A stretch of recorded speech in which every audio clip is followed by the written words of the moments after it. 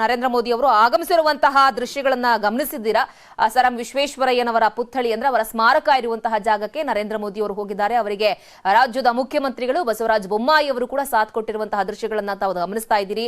ನೇರವಾಗಿ ಆ ಕಟ್ಟಡದ ಲೋಕಾರ್ಪಣೆ ಆಗೋದಕ್ಕೂ ಮುಂಚೆ ವಿಶ್ವೇಶ್ವರಯ್ಯನವರ ಸ್ಮಾರಕಕ್ಕೆ ನರೇಂದ್ರ ಮೋದಿ ಅವರು ಹೋಗಿ ಅಲ್ಲಿ ನಮಿಸ್ತಾ ಇರುವಂತಹ ನೇರ ದೃಶ್ಯಾವಳಿಗಳನ್ನ ತಾವು ಗಮನಿಸ್ತಾ ಇದ್ದೀರಿ. ಅಲ್ಲಿ ಹೋಗಿ ಪುಷ್ಪಾರ್ಚನೆಯನ್ನ ಮಾಡ್ತಾ ಇದ್ದಾರೆ.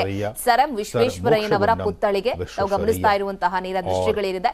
ಸದ್ಯಕ್ಕೆ ನರೇಂದ್ರ ಮೋದಿ ಅವರು ಸರ್ ಎಂ ವಿಶ್ವೇಶ್ವರಯ್ಯನವರ ಸ್ಮಾರಕಕ್ಕೆ ಹೋಗಿ ಅಲ್ಲಿ ನಮಸ್ಕಾರವನ್ನ ಮಾಡೋದ್ರ ಮುಖಾಂತರ ಪುಷ್ಪಾರ್ಚನೆಯನ್ನ ಸಲ್ಲಿಸಿ ಅಲ್ಲಿ ನಮಿಸ್ತಾ ಇರುವಂತಹ ದೃಶ್ಯಗಳನ್ನ ತಾವು ಗಮನಿಸ್ತಾ ಇದ್ದೀರಿ.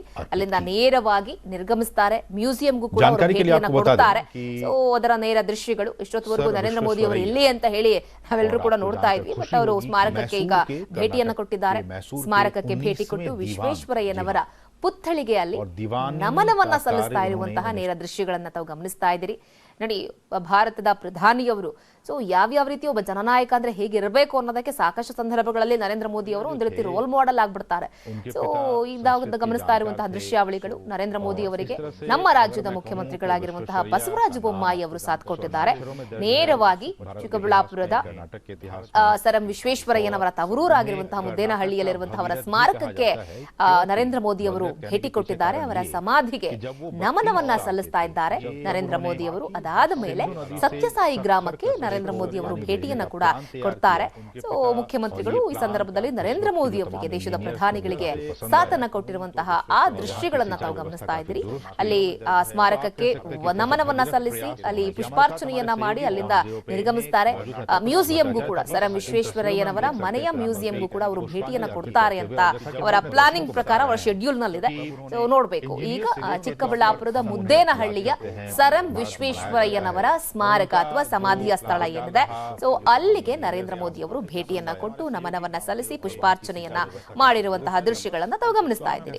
ಸೊ ಇದಾದ ಮೇಲೆ ಮ್ಯೂಸಿಯಂಗೂ ಕೂಡ ವಿಶ್ವೇಶ್ವರಯ್ಯನವರ ಮ್ಯೂಸಿಯಂಗೆ ನರೇಂದ್ರ ಮೋದಿ ಅವರು ಭೇಟಿಯನ್ನ ಕೊಡ್ತಾರೆ. ಅಲ್ಲಿ ಮ್ಯೂಸಿಯಂ ಅನ್ನ ವೀಕ್ಷಣೆ ಮಾಡಿ ಆ ನಂತರ ಸತ್ಯಸಾಯಿ ಗ್ರಾಮಕ್ಕೆ ಆಗಮಿಸ್ತಾರೆ.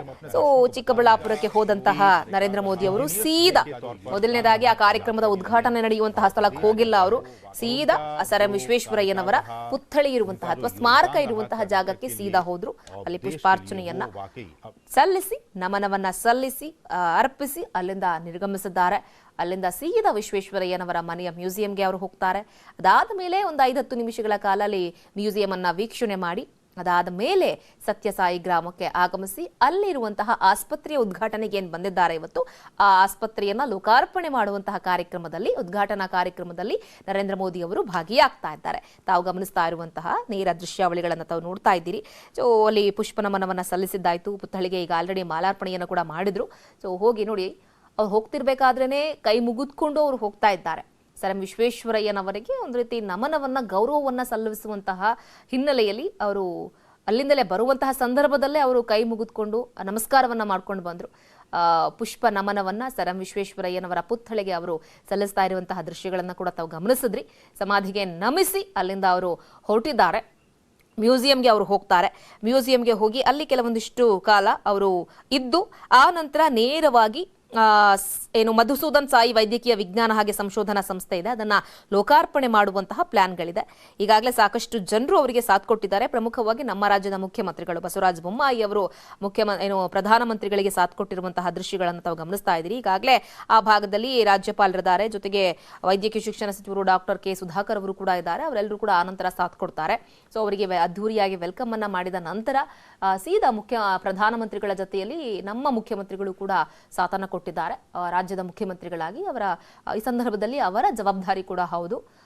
ದೇಶದ ಪ್ರಧಾನಿಯವರು ಬಂದಾಗ ರಾಜ್ಯದ ಮಟ್ಟಿಗೆ ನೋಡೋದಾದ್ರೆ ಮುಖ್ಯಮಂತ್ರಿಗಳು ಸಂಪೂರ್ಣವಾಗಿ ಅವರ ಬೆಂಬಲವನ್ನ, ಜೊತೆಗೆ ಅವರ ಜೊತೆಯಲ್ಲಿ ನಿಲ್ಲಬೇಕಾಗಿರುವಂತಹ ಜವಾಬ್ದಾರಿ ಇದೆ. ಸೊ ಅವ್ರ ಜೊತೆಯಲ್ಲೂ ಕೂಡ ಸಾಥ್ ಕೊಟ್ಟಿದ್ದಾರೆ. ಕಾರ್ಯಕ್ರಮ ಮುಗಿಯೋ ತನಕ ಕೂಡ ಸಾಥನ್ನ ಕೊಡ್ತಾರೆ. ಇದಾದ ಮೇಲೆ ನರೇಂದ್ರ ಮೋದಿ ಅವರು ಸೀದಾ ಸತ್ಯಸಾಯಿ ಗ್ರಾಮಕ್ಕೆ ಆಗಮಿಸ್ತಾರೆ. ಅಲ್ಲಿ ಹೋಗಿ ಲೋಕಾರ್ಪಣೆಯನ್ನ ಮಾಡುವಂತಹ ಕಾರ್ಯಕ್ರಮದಲ್ಲಿ ಭಾಗಿಯಾಗ್ತಾರೆ. ನೀನು ಅದಕ್ಕೂ ಕೂಡ ಕೌಂಟ್ ಡೌನ್ ಸ್ಟಾರ್ಟ್ ಆಗಿದೆ.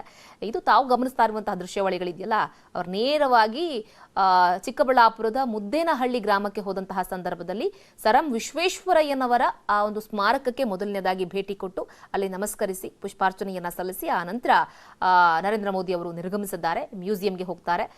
ಸೊ ಅವರ ಶೆಡ್ಯೂಲ್ ಪ್ರಕಾರ ಅವ್ರು ಏನೊಂದು ಒಂದು 5-10 ನಿಮಿಷ ಹೆಚ್ಚೆಚ್ಚು ಇದ್ರೆ ಅದು ಮ್ಯಾಕ್ಸಿಮಮ್. ಯಾಕಂದ್ರೆ ಸಾಕಷ್ಟು ಬಿಸಿ ಶೆಡ್ಯೂಲ್ ಇರುತ್ತೆ ನರೇಂದ್ರ ಮೋದಿ ಅವರದ್ದು ಯಾವತ್ತೂ ಕೂಡ.